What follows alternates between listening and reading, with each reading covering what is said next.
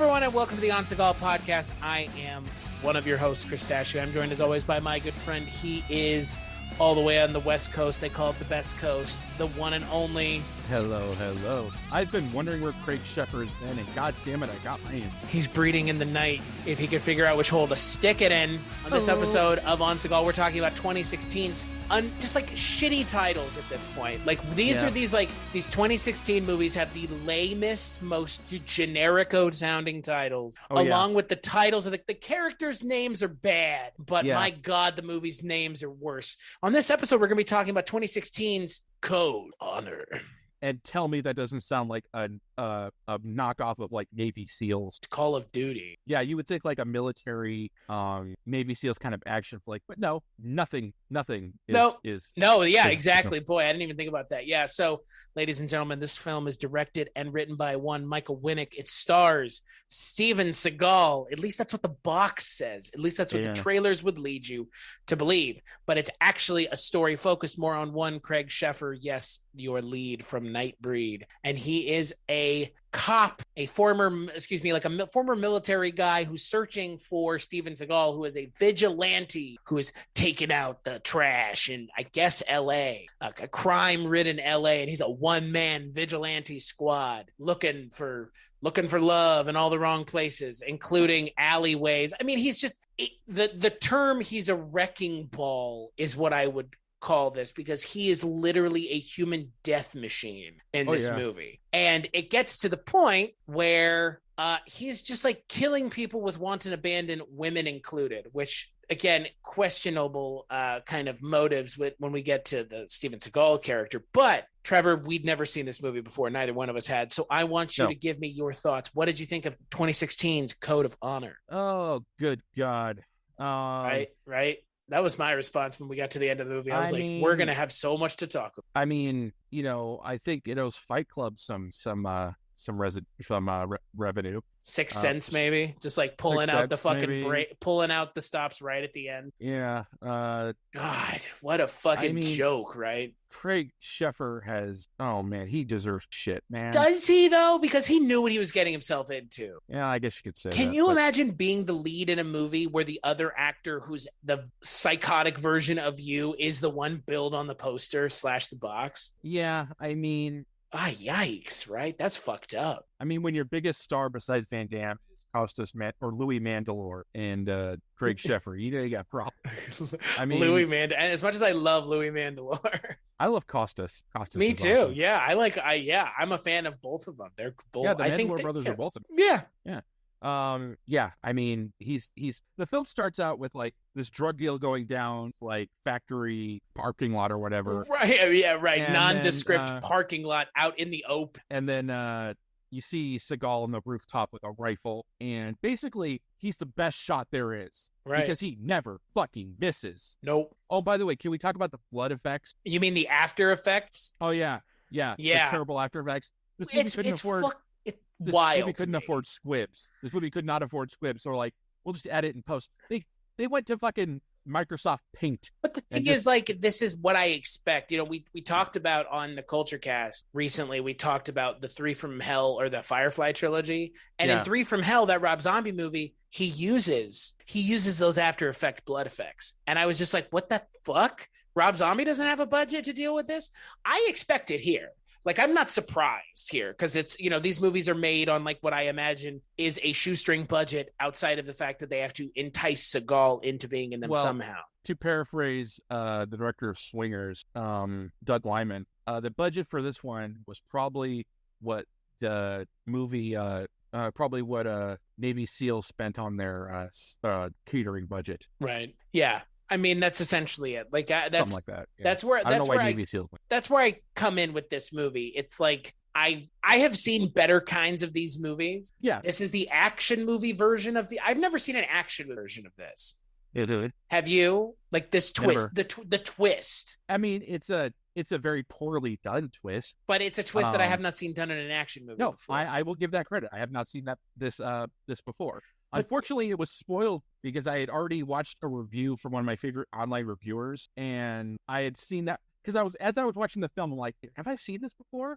did we do this and I just forgot about it? Did we just forget we did this film? Then it hit my head. I'm like, oh my God. I watched a Diamanda Hagen Film Brain review about this movie, and I know the twist before the twist happened. And I'm like, oh, Christ. Even the execution, the leading up to it is terribly done, really badly done. And maybe I should just skip the movie and watch the review. Probably would have saved me some time. Like an hour at least. Well, that's why I didn't watch the review. Like, I never watch anything before I watch movies anymore because I don't want to regurge someone else by accident. I'm not saying you are, but I'm saying it's a very real problem that could happen because I don't want someone to be like, well, you stole my thought. It's like, well, to be fair, it was a review I'd seen before we even started this podcast. Oh, sure. So. Well, that's my point. Like, it doesn't count anyways, but my God, this movie's twist is just idiotic. Like, what's insane is it doesn't make any sense. And they tried to double twist us too. Well, yeah, exactly. And that was my next point is it doesn't make any sense on the face of it with the first twist. And then they double twist it, which makes even less sense than the actual twist. So it's compounding stupidity. Mm-hmm. You twisted yourself and now you have fucking played yourself because what they try to do at the actual end of this movie is fucking frankly insulting. Yeah, actually I was like stupid, like so fucking stupid. I don't even understand what in the holy hell they were going for because it makes no sense. Let's set up zero sense does it make. None. Well, here's the thing. Craig Sheffer's character, we don't really know if he even is FBI or whatever. He just shows up. He just shows up because he's doing this all on his own, independently, because he knows Seagal. He knows because they, I think they served together. Yep. In the military. He was like his sensei in the military. Yeah. So he knows what Seagal was capable. So that's why he's like on the trail of this guy because he wants to catch him before because he knows how good he is. That's what and that's what he tells Louis Mandylor. You don't get the sense that like he's operating on his own. You find that out later in the movie that he's like, discharged and he's kind of like he's a wacko, he's insane he's on his cannon. Own. On his own, he's a loose cannon. Yeah. So it's and so that's the whole thing. It's like you don't get the sense that there's gonna be a twist because again, they're not confident enough as filmmakers to handle the twist in the right way. So they fucking fumble it. And instead of trying, which would have been really hard and would have required some ability to execute properly, they just throw the twist in and do the most minor of things. Like he's a loose cannon, which is like probably their way of saying like, oh, he's killing people. And the thing with the double knives, it's like, oh, he's unhinged. To me, it's like those were their attempts at foreshadowing. And those are really lame and like they don't work at all. No, they don't. And frankly, I mean, Louis Mandylor, he needed more scenes because he was just the best part of this movie. He's gone for like a 45-minute span, right? They don't really do anything with his character other than him give exposition he frankly kind of just bookends the movie. Yeah. He's at the main, kind of drug drop at the beginning where Seagal shows up, and then he's there at the end where the building explodes. Oh, let's add that. Jesus fucking Christ. If they couldn't afford fucking squibs, look at the explosions in this. Yeah, it's like this movie halfway through decided like, let's just have a full-on fucking aneurysm because it just loses its mind. It just goes, okay, so the twist is, okay, so here's the twist. I want you to spoil the movie because we haven't really spoiled it yet. Okay. But I don't think we can talk about this movie anymore without spoiling it. So spoilers, so stop here if you don't want to hear anymore. All right, do you want me to do both twists or just the one, the first? Let's talk about so from here on out, we're doing spoilers, but we're going to talk the twist and the counter twist. Okay. Yes. So apparently, Craig Sheffer's character has like a file that he's, been discharged. He's had issues with his, he can't handle himself. He's kind of been having breakdowns and shit like that. And then we are told to believe or meant to think that Sheffer and Seagal are one and the same. That Seagal is a figment of Sheffer's imagination that he's using as a projection of a person who is taking down these criminals when it's actually Sheffer killing these criminals. And we're meant to think that Seagal is just all in his head. All kind of the twist from My Bloody Valentine. So did Seagal ever exist? Yes. Okay. He exists. So Seagal was so it's kind of like the thing in Dexter. That's the way I imagine it. It's like his dark passing. Well, the end, they confirm he exists, remember? Because they talk on the rooftop Right. And Seagal says, clever, making them think you were crazy and that you and me were the same. So he did exist. But he's dead. He was making these plans to make them think Sheffer was crazy and doing all these killings because he was gone insane. And that was the second, very terrible second twist. It was like trying to be this Fight Club. Wait. Hold on a second. What? No. My reading is Seagal was not dead. He was not dead. He was very much alive on that roof. My reading, no. Okay. My reading is that Seagal is dead and he's all a figment of his imagination. Then how do you explain the rooftop scene where he's saying, good job making them think you and I were the same person? That's all in his head. I don't think so. I think that was real. I think that was actually him. Then how did Craig Sheffer, explain the thing with Craig Sheffer and the balloon at the end? Because that's what I thought you were talking about. Because Louis Mandylor says like they were the same person. There was no William Porter. Yeah, but William Porter did exist. They just hold on. Right? I can't. Oh man, it could be read either way. Did he say he died in his military file? That's what I don't remember. That's what I don't remember. That's what I thought they said. I thought that Seagal was already dead. And like it was like a Dark Passenger Dexter thing where he's concocted like his version of him in his own head that's like existing. Yeah, but my interpretation was Seagal was alive this whole time. So yours is a literal interpretation.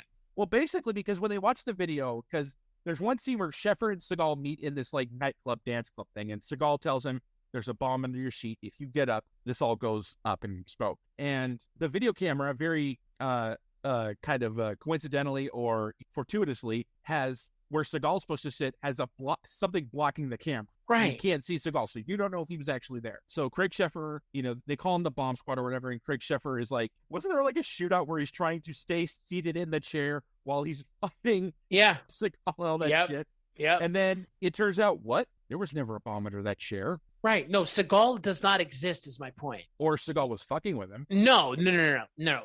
I'm telling you, you're giving this movie way too much credit. This movie literally has Seagal existing in his mind, and it's just him dissociating. It's that lazy. It's like that's why I was saying like it owes a lot to Sixth Sense and other things because it's like it's just going for not it was all a dream, but you just dissociated and don't remember doing it, a la My Bloody Valentine. I am very sorry if it was referred to that I was trying to give this movie any fucking credit whatsoever. It kind of felt like you were like, oh, but he's still alive. It's like, my point is those twists were done terribly. Well, my one at the end was the thing about the balloon. If it's my interpretation.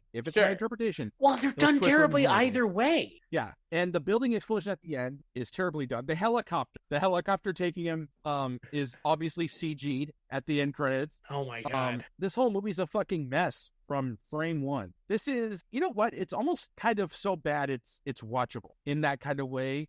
It's fun. It's like stupid. It does everything so wrong that you kind of have to see it to believe it because the attempt was really there. But I think it verges on being so bad it's good. I think it takes itself too seriously. There are parts of this movie where it's a slog. It's 106 minutes. Like, fucking come on. It's one of those movies where but luckily it's one of those movies, it's a phone where you can have it on in the background, be on your phone, and you won't miss a goddamn thing. Yeah, but to be fair, like, when I watch it for this, I can't afford to do that because it's still, like, insanity. How fucking wild. Like, what's wild to me about these movies more than anything else is they're not just farting this out. They're trying. And it's like, are they failing? Are they failing in spite of themselves? Or are they just this uncoordinated when it comes to writing a halfway decent screenplay? That's what I can't figure out. I think Seagal is not very good at reading scripts or picking them because I think he does read scripts. I think this is written for him. And I think these films get made because Seagal puts his name on. And that's how there's so many of these things. And that's why something so horribly done can still be released is because Seagal's name on it. And for some reason, it still sells rental because I don't think anyone's buying this. Or maybe they did. There's $5 bins of wool. It just seems like Seagal's name, as shocking as this sounds, still has some clout. Yeah. Just so you know, the interpretation by the director said that Seagal's interpretation of the ending is that his character framed Craig Sheffer and got away. That's what my interpretation was. I know, but I think that also that's the self-serving interpretation for Mr. Seagal.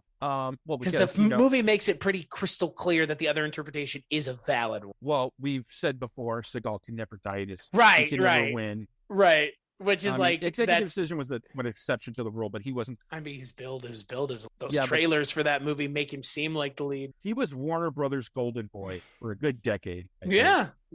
Not not for this movie. Not when he's ziplining on the green screen. Oh my God. Some of what's funny is this is, again, we're in working this kind of counter timeline that we're doing. We get to see the good and the bad, but then the good becoming the bad. And the bad maybe becoming good. There are things in this movie that I didn't see in the other movies that we've recently watched. This movie does kind of have a more interesting plot than a bunch of gangsters are mad at other gangsters, which has been the last 3 movies we watched, right? I'll give it that. I'll give it that it was, of all the movies we've watched, it's the less hackneyed and at least of these kinds, not the OG. It feels less churned out. Right. It feels like there was actual thought put into this. Right. That's what I'm saying. It's of all the movies that we've watched of this kind of era of Seagal, it's weird because this one feels drastically different, but very much the same. It still has a lot of the same problems, but the problems that it has, even as bad as they are not as bad as China Salesman, or some of those other movies we watched that just felt very this is the same thing, to the point where we got 2 of them fucking confused. It's one of those I'm not mad, I'm just disappointed movie, right? Because the potential was there, right, and it was wasted because apparently, I don't think it's Seagal's fault because he had nothing to do with the script. I think the production values are low. Yeah, I give them credit for working with what they had, but you have to have a compelling story and a compelling script and kind of make it work. Because if you're going to have this twist, work with it a little bit. Don't just throw it out there and say, this is it. Because it doesn't feel, the twist is a little bit set up. The first twist is a little bit set up, but it needs to be set up a little better and less of fucking course this was. Right. This is Jerry Simon signing off. Because the whole "it was me all along" thing is such an overdone twist. Usual Suspects, I guess. Or the dream sequence. It was all a dream thing. Right. It's like that. Twist. It's like that equivalent. This is the second. If that's 1A, this is 1B of a character who you didn't think is one thing is something else. That's the next biggest twist outside of it was all a dream. Yeah. Fight Club, I think, set the standard for how to do they were the same person the whole time. Okay. Or My Bloody Valentine. I don't know. I'm trying to think because this is its own kind of subgenre of movies. Because once you know the twist, watching the movie is a very different experience. Well, because you analyze everything. Right. So I wonder what a month of those movies look like. That would be kind of fun. A month of twist movies? But twist where it's a specific kind of twist, the main character is we know going into these movies what the twists are, but the main character is someone else twist. Yeah, but we go in with a more right, because again, I'm not going in to be shocked. I'm going in to understand. Not talking about Usual Suspects, but there are plenty of movies out there fucking Usual Suspects most creative. No, and plus it has Kevin Spacey. Right, but this movie is a prime example of the main character isn't who you thought they were. Executed so poorly that it's but who cares? Yeah, I didn't care. He never interacted with anybody else anyway. Seagal never interacted with anybody but Craig Sheffer to begin with. There were no stakes in the people he killed because he's aside from the women that he murdered. Let me clarify. Ugh. Because for the first part, he's mostly killing bad guys, drug dealers, shit like that. Right. Clearly bad guys, clearly drug dealers. Yeah. So there's really you don't really sense a moral dilemma, It's he's killing bad guys. So it's you don't give a shit. I get on board with him killing drug dealers any day of the week. Yeah, but when he killed women, innocent women, then it kind of ups the stakes a bit. Didn't just kill them, blew them up, detonated a bomb with innocent women. And unfortunately, there's no. Okay, here's the thing: there's no reason why he's suddenly killing innocent. Right. It's not set up that first he kills just bad guys, now he's on to innocent people. There's no arc for that. You don't see anything going. We don't see his moral compass failing at all. No, not at all. No. It's just suddenly innocent people can die now. I was what the fuck? Yeah, I didn't understand. Again, it felt like a better movie was here, but in the hands of Michael Winnick and friends. Clearly not. And look, he edited, wrote, and directed this movie, so his hands are very deeply in said cookie jar.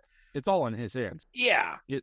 I'm sorry. It's as the director, you shouldn't have your actor telling you how to interpret fucking movie. Yeah. Like, oh, he said he survives.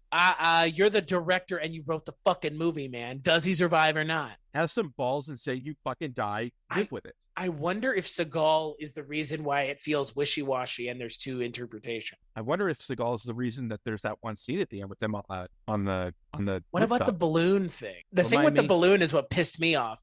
Or not the balloon, it's the catcher's mitt. Oh, that he gives to the kid at the end. What is that? That's the twist that I was talking about with the catcher's mitt. Because I was like, they have the twist that he's not the guy. Like, Steven Seagal does not exist and Craig Sheffer is just the guy. Okay, that's the first twist. And the second twist is after he kills himself, he is still alive. That's the second twist in the movie I watched, right? We forgot to mention there's a woman and her child in the film, but a stripper and her son. But she worked at the club that got blown up. Yeah. Because she just happened to leave to go get her son. Yeah.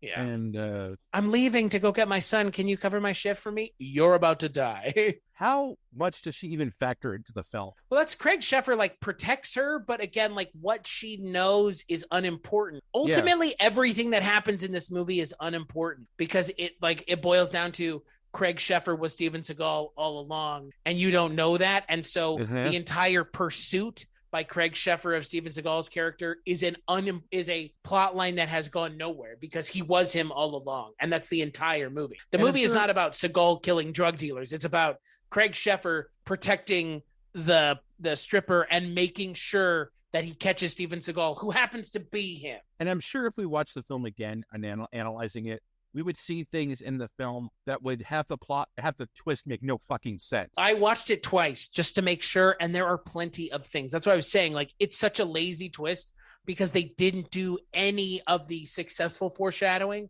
All they did was, like, drop in what are essentially ADR lines so they can be like, oh, remember this? And they do they sepia tone it and they have it like, and it's like a faraway voice is saying something. It's like, it's like that kind of lazy, it's also tropey shit we've seen a million times. What I'm saying is you see like things in the plot that if you think about it would make the twist not even fucking work. Like, you know, it would just like, wait, how would this happen then if this is a twist? Like, how did that happen? Or how did the continuity, I mean. He had a lot of free time on his hands and was able to get around that city really fast. Yeah, he apparently Craig Sheffer, I mean, he doesn't look terrible, but he doesn't look like a guy who could run around the city that fucking quick.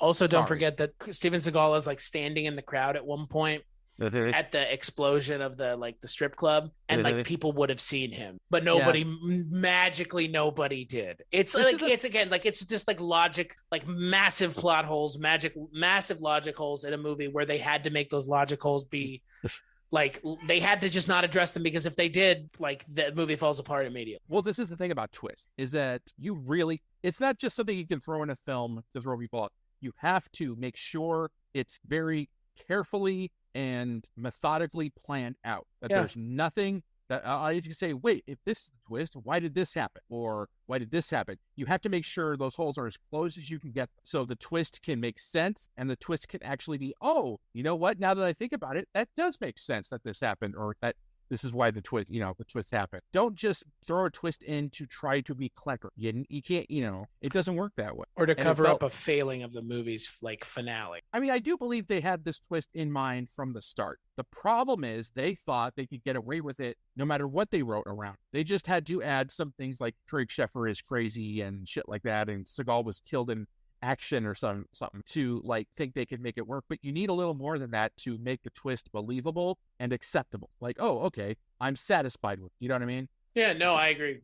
It's again, for me, it's just like there's a level of expectation. Like you said, there's a level of expectation when you make a movie, and there's a twist in it, and especially when it's a twist that effectively changes your interpretation of the entire film. You then are forced to rewatch the movie to see how well the filmmakers did in sticking the landing, and as one would expect with a film like this made by they fucking belly flop. Yeah, of course, but that's not surprising.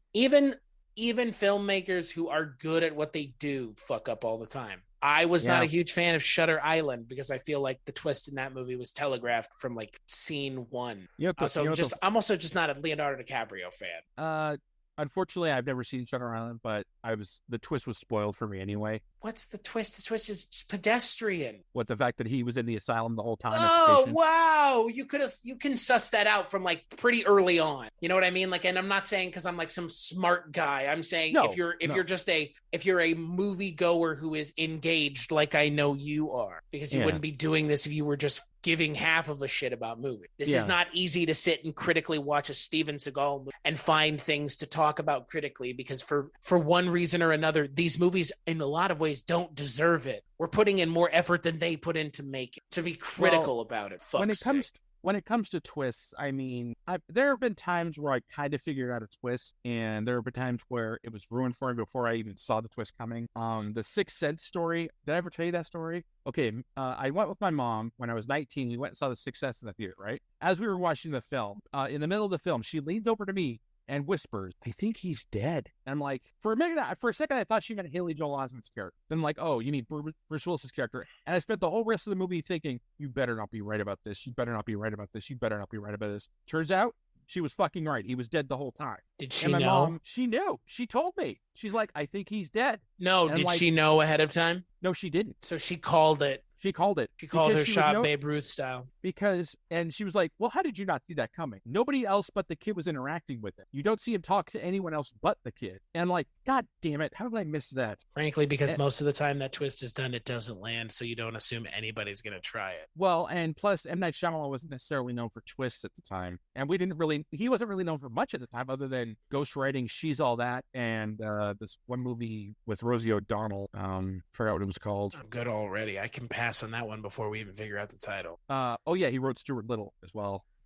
So I mean, and I did see it again. I did end up watching Sixth Sense in theaters again, knowing the twist and watching it, like we said, watching it and analyzing. Right, that makes sense. Donnie Wahlberg killed him at the start, you know. Yeah. And how embarrassing. Killed by a new kid on the... Yeah, I was about to say killed by Donnie. But you got to admit, his performance is really fucking good in that small role he has. Donnie Wahlberg? Yeah. You know, I actually don't mind him as an actor. No, he's a good actor. He's not bad in the Saw movie. I think he was in Saw 3, yeah, he was. 4. I always forget the order that they have those told in. I believe it was Saw 2 and 4 he was at. Is he not in 3? Because 3 mostly takes place with Angus McFadden going through the whole thing, and the doctor being at trap point, I call it, trying to take out Jigsaw's thing. If you want to hear a entire podcast worth of episode information on Saw, go check out the Culturecast episode where we talk about all the movies that existed at the time, which I think is everything but the last 2. So it must have been a while ago. Jigsaw and Spiral. Oh, Spiral, yeah. Jigsaw and Spiral are the only 2 that we didn't cover. So if you want to hear that, there you go. Both incredibly underwhelming. Well, I have not covered them because I feel like I don't have anything else to say about the Saw movies. Speaking of twists that I saw coming when I watched Spiral in the theater, I'm like, oh yeah, he's the killer. Don't say. Why not? Has it not been long enough? Don't spoil these for Trevor if you didn't spoil. I'll say who the killer was. It was Samuel L. Jackson. No, it wasn't. Wow, you spoiled the movie, Trevor. I'm just kidding. I know who the killer it was Chris Rock. It was Alex Mignola. Anthony Mignola. Whatever that one guy who looks like the guy from Hereditary, but he's not the guy from Hereditary. I mean, tell me I'm wrong. Hereditary, I think, would count as a twist when it comes to what you expect of the film. Did we not expect that movie to be a fucking exorcist demon shit movie? No, it was Rosemary's Baby, right? I expected the girl to be the main focus of the film. Right. And not even halfway through it, she gets beheaded. Man, you spoiled the movie for everybody, Trevor. Should I just put beeps on this? Beep! You're cursing every time. And then they beep, beep, beep, beep, beep, beep, beep. I'll do that. Didn't we spoil Malignant when we did Malignant? Yeah, but that's when we did the Malignant podcast. People who listen to the Code of Honor episode are not wanting to have, I don't know. What's another thing we could spoil? Rosebud was a sled the whole time. Okay, the timing that I use is 10 years. Okay, well, I'm sorry. No, what are you fucking apologizing to me for? Fuck. Okay. So anything pre-2012 is fair game. Okay, Finkel is Einhorn. Einhorn is Finkel. That's why Roger Podacter is dead. He found Captain Winky. God, what a fucked up movie. I love that movie. It's a little transphobic, don't you think? No. Do you think I don't, because the thing about them being trans is not played for laugh. I mean, it is right at the end, but that's it. Think about it. Like, throughout the movie, are they like, oh my God, trans? Are we cutting this part out, by the way, in editing? I don't know why. I don't know, but yeah, it's a twist. We're talking about twists still. This is more exciting than talking about the movie that they don't nail the twist. Yeah, but that's a twist in that movie. It's a funny twist. Meant to be. It's like a noir twist if you think about it. Like Ace Ventura is almost, if it wasn't a comedy, it would almost be neo-noir. Well, it's almost to the tradition of like Psycho or what's that William Castle film? It's like Sleepaway Camp. Yeah. But like my point is like Ace Ventura is kind of like neo-noirish. Like some of the stuff is like, like what he's doing, his profession, where he lives, like it's like it's like a Charles Willeford novel because he lives in Miami, he could run into Hoke Mosley type thing. But the twist in that movie, I don't think it's transphobic.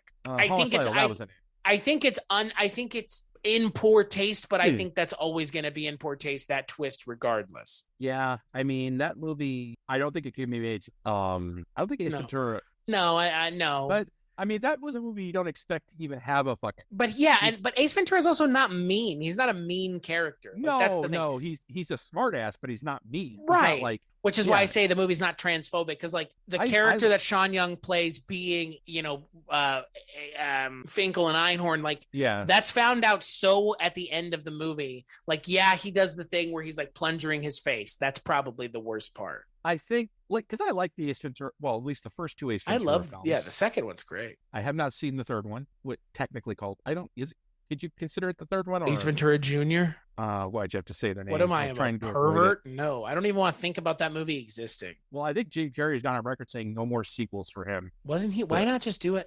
Aren't they making an Ace Ventura something right now? I thought Jim Carrey said that he's not doing sequels. Because here's the thing. Do Ace Ventura 3, you fucking coward. Okay, I want to see it. 3. Okay, I do too. Right? Ace Ventura 2 is really... I like Ace Ventura 2 more than I like the first one. Well, baby, if you're going to make a film this many years after the fact, just be careful. Because Dumb and Dumber 2, while I thought it was funny at parts, not as near as good as... I thank you for reminding me that exists. Oh. Fucking pox upon my brain. What about Dumb and Dumber When Harry Met Lloyd? Why are you doing that, man? Starring Eric Christian Olsen. And fucking the guy from Hostel. Why you do it? Why you gotta be that way? Why you gotta do that for everybody else? Why you gotta bring the rest of us down to that level? That's subterranean, like weird sequels to 80s movies from the like mid 2000s. 90s movies. But but also like it's the same. Like okay, so in the mid thousands they were doing the 80s movies. I love how Ghostbusters Afterlife was the final 80s nostalgia movie. Oh, it's not. It was the final form. Oh, you mean the final form? It was like the final form of 80s nostalgia. But like now everything's 90s nostalgia. 90s nostalgia is really picking up. Well, I mean, Top Gun Maverick has shown that 80s nostalgia doesn't. But that's different because that's just like America rah-rah nostalgia. I don't care. I still loved it. Fucking playing with each other's fat fucking balls. What is that? What do they call it? What are they calling? Like, what is that song? Playing with the boy. So it's just so fucking just giving. One of life's simple joys, playing with the boys. Oh yeah, I bet. Are they flex in this movie? Kenny Loggins for yeah. Oh my Pride of Everett. Pride of Everett. We have strayed so far from this movie. It's the code of honor that we've strayed far from. It deserves to be strayed from because it's garbage. It's well-intentioned garbage. It is. I'm not even. Look, we've seen worse already on this show. Things that meander for fucking hours. Oh, it's nowhere near the worst thing you've seen. No, that's still China Salesman, like without a doubt. Well, that movie will always be the worst film. I don't know if we'll even top China Salesman. Yeah, I'm with you. Didn't I see another one was worse than that? What was there one? There was one where we were kind of even more pissed off. Hold on, but I don't remember what it was. It definitely wasn't one of his earlier. Not the Asian Connection. There with we haven't watched the Asian Connection yet. It sounds like a porn, doesn't it? Or have we watched that? Asian Connection sounds like a porn. I've had the Harold Faltermeyer theme stuck in my head more than the song.